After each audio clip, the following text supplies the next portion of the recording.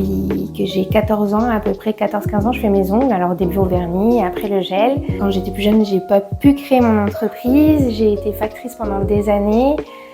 Et un beau jour, mon chéri m'a dit pourquoi tu le fais pas sur les autres. Et du coup, j'ai décidé de passer mes formations pendant mes vacances. Et à la suite de ça, j'ai créé mon entreprise.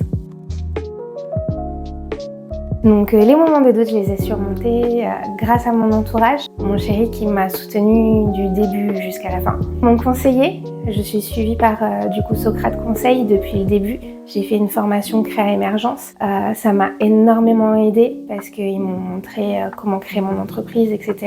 Et surtout mon conseiller qui est formidable.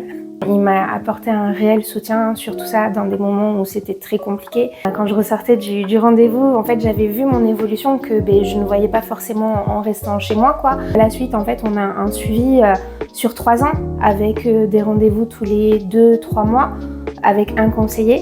Ils m'ont énormément apporté et au point que même j'aimerais pouvoir continuer parce que ça se termine bientôt l'accompagnement et je lui ai demandé s'il y avait moyen, possibilité de continuer parce que c'est vrai que ça me donne un petit plus.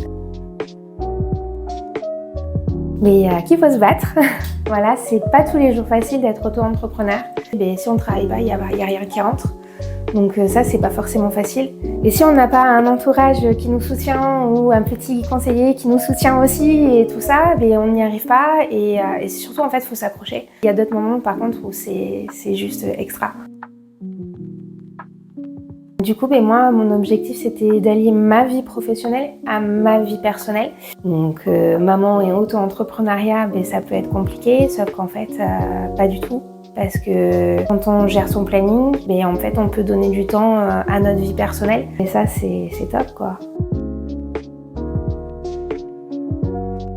J'aimerais plus tard ouvrir mon institut, toujours chez moi, mais avoir une dépendance dans mon jardin. J'aimerais peut-être devenir formatrice. Ça, c'est quelque chose qui me tient à cœur, pouvoir donner mon expérience.